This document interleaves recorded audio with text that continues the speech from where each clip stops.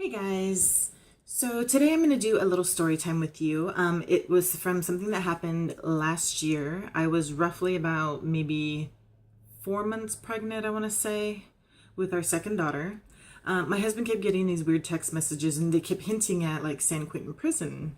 My husband was like, "Oh, I'm sorry, you have the wrong number. I think you're probably looking for the person who had this phone number before me," because we had just changed our phone numbers. And my husband was like, "Oh, are you a guard at San Quentin, or do you work there?" And the guy was like, "Oh yeah, I'm one of the head guards," or whatever he was. And so my husband and him started talking, kind of became friends or whatever. And my husband told him, "Is there any way we can get a tour?" Because my husband's really into like the whole prison thing, and we watch Lock Up, so I kind of like it too. Um, so the guy was like, "Yeah," and we let him know I was pregnant. He said, "Well, if you still want to do the tour, that's fine. We can do the tour." So we signed up. So the one weekend we dropped our oldest daughter off at her grandparents, and we drove to San Quentin. And we had to wait for a while. You have to show your IDs and everything. And we ended up being with a group of people that were in law school. They were taking the tour as well.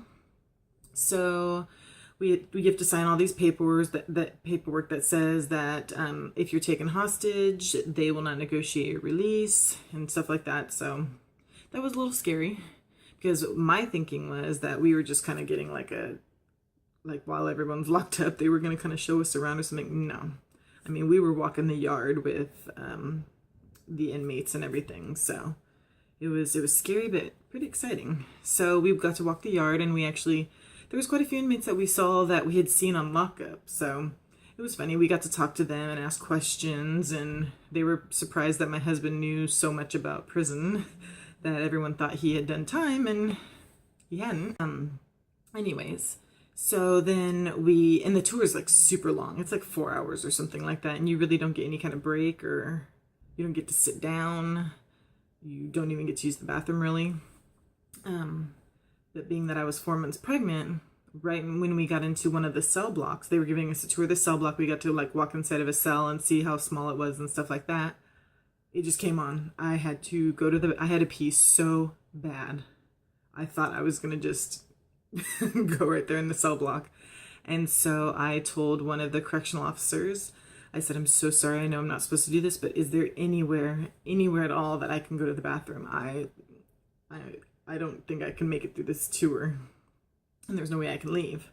So it was a female correctional officer. So she actually walked me down the cell block and around the corner to a cell, an open cell that the correctional officers use as like their storage and their restroom. So she lets me go in there and shuts the door. I don't know how to lock it, so pretty much it's not locked. And I'm like praying to God, because the inmates were walking the cell. Pray to God that nobody walks in on me or does anything. So I do my business, come out, and she's gone. And there's inmates there, like walking by saying, "Hey, hello," looking at me like I'm crazy, like, what is this pregnant lady doing in here? But they're walking by me. Like walking by me. And I'm like, oh my God, she left me. So I just turn left. I go back the way that I came, and there she was standing there with the group talking to them. And I'm like thinking to myself, you left me on the cell block pregnant with all these inmates. You didn't wait for me to come out and walk me back, but it was fine. I was fine. So it was just a little scary. That was kind of weird. Even my husband was like, "Did you walk back by yourself?"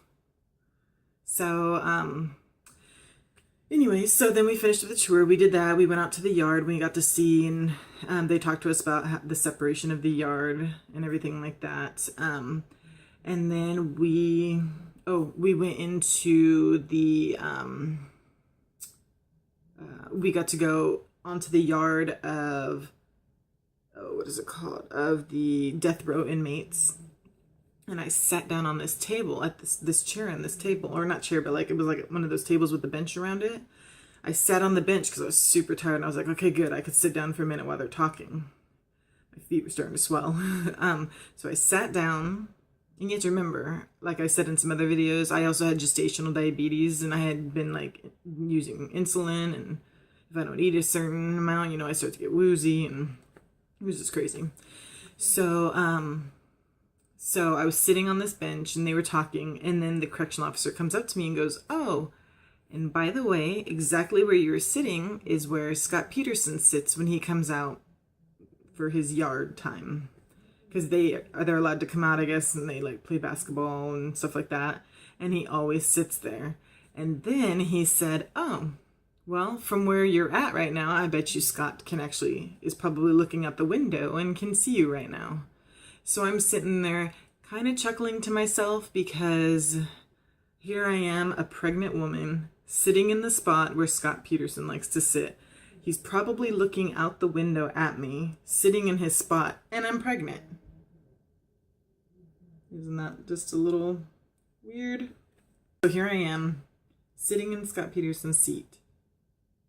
He's probably watching from up in his cell out his little crack window or whatever it is.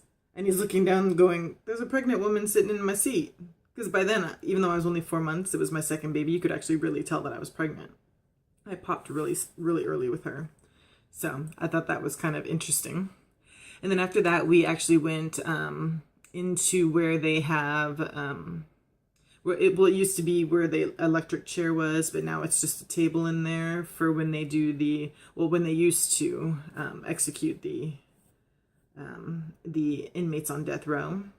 And so they had my husband, he had to open the door to I don't know what they called it back then. It might have been like the gas chamber or whatever they called it back then. Because it was like the gas chamber, and then it became the electric chair, I think. And then now they do the lethal injection, I think it is. So they had my husband open it, and he got to go inside and like sit in there. And it was pretty crazy.